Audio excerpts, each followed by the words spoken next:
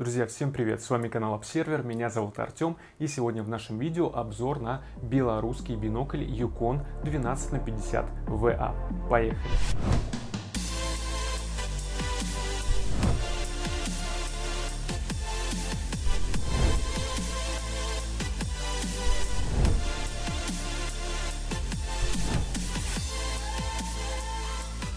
Итак, сегодня мы рассмотрим бинокль от белорусского бренда Yukon.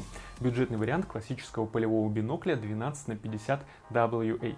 Аббревиатура VA говорит нам о том, что в модели используются широкоугольные окуляры. Диаметр объектива, как следует из маркировки, составляет 50 мм. Главные линзы, кстати, собирают достаточно много света, даже для работы в условиях недостаточного освещения, а 12-кратное увеличение балансирует между максимально комфортной кратностью и возможностью использования прибора с рук без штатива.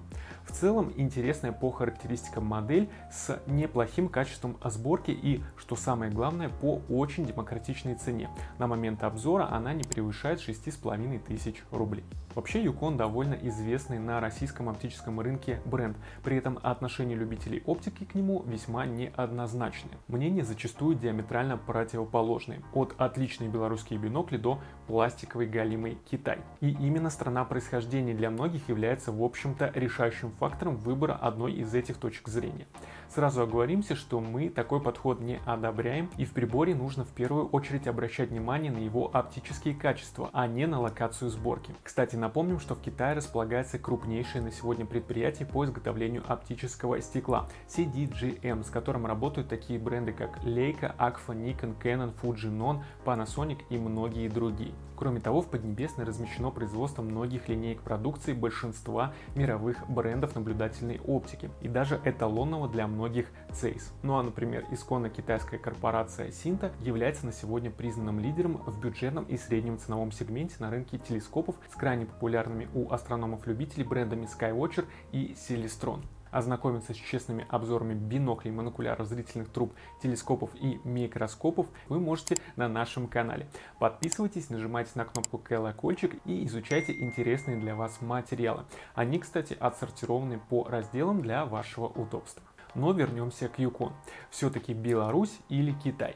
Ответ да и да. А еще сюда нужно добавить Латвию, Литву, Россию, Украину и Шотландию, где также находятся различные подразделения компании. На сегодня она выпускает продукцию под брендами собственно Yukon, а также Pulsar и Neutron. И в первую очередь ориентируется на производство тепловизионной оптики и приборов ночного видения. Инструменты же для дневных наблюдений являются скорее имиджевой нишей для компании. И в то время как основная производственная площадка Yukon, завод ЗАО Beltex Optic в Лиде, Беларусь ориентирован на ночную тепловизионную технику. Здесь шлифуются заготовки из оптического стекла. Само стекло производится в Китае. Просветляются и склеиваются оптические элементы, изготавливаются детали корпусов приборов и осуществляется их сборка.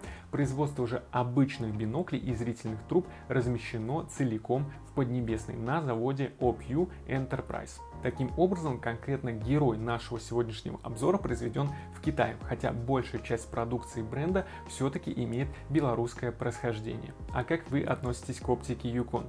И хотели бы вы увидеть на нашем канале отдельное видео, посвященное разбору данного бренда? Пишите свои мысли в комментариях, а на наиболее интересные вопросы и тезисы от вас под этим видео мы ответим на следующей неделе в нашем инстаграме. Ссылка на профиль в описании под роликом. Заходите, там много интересных эксклюзивных материалов. Итак, перед нами бинокль Yukon 12×50 VA, одна из 7 моделей в младшей линейке полноразмерных приборов бренда. Классическая конструкция с использованием пора призм делает силуэт бинокля узнаваемым за счет характерного изгиба между осями окуляров и объективов.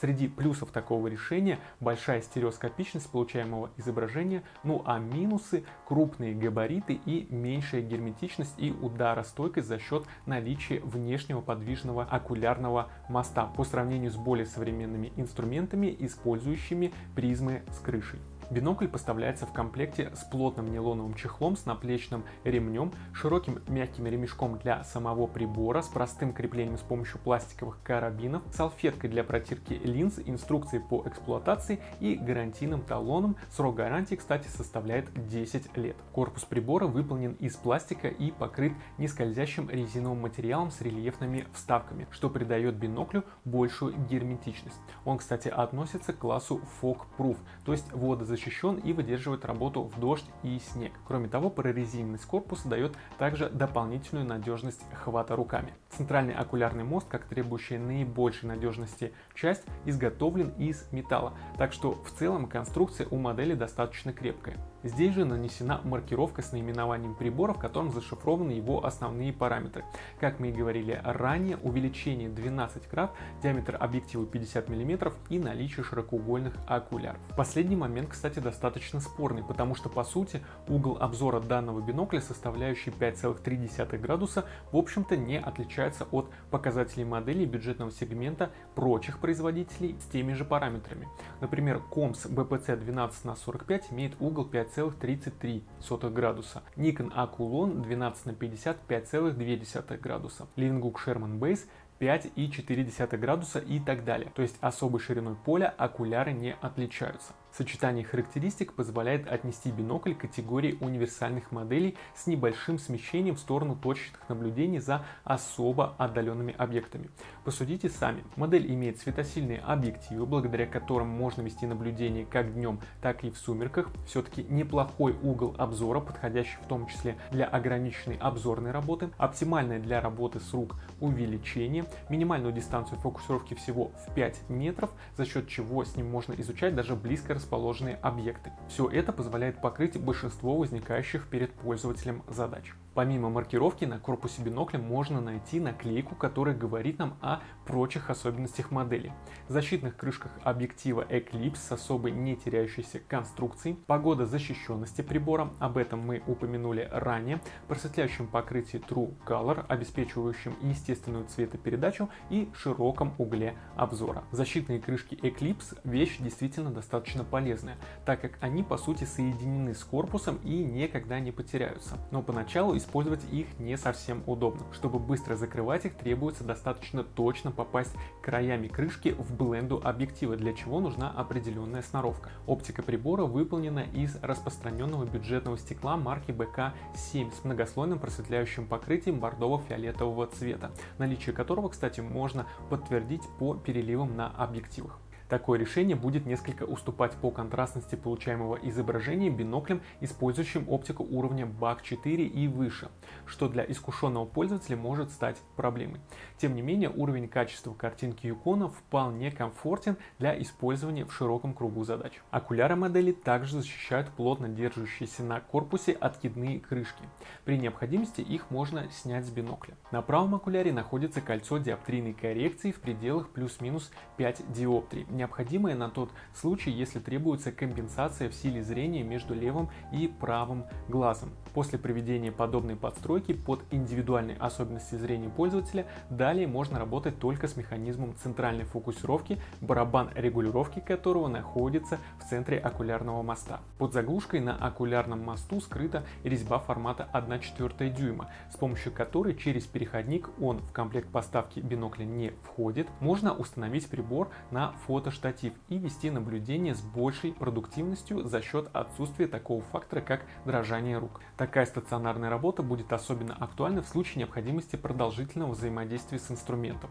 Существенная масса прибора, составляющая 1 кг по информации с сайта производителя, а по нашим замерам 990 грамм, что, согласитесь, немало, к этому как раз располагает. Кстати, по причине крупных габаритов и большой массы бинокль не очень подходит для длительных пеших походов, так как прибор будет сильно обременять пользователя. В целом инструмент достаточно неплох для своей крайне бюджетной категории. Он неплохо собран, имеет интересные параметры, корпус обрезинен и влагозащищен. Крышки окуляров и объективов потерять достаточно сложно.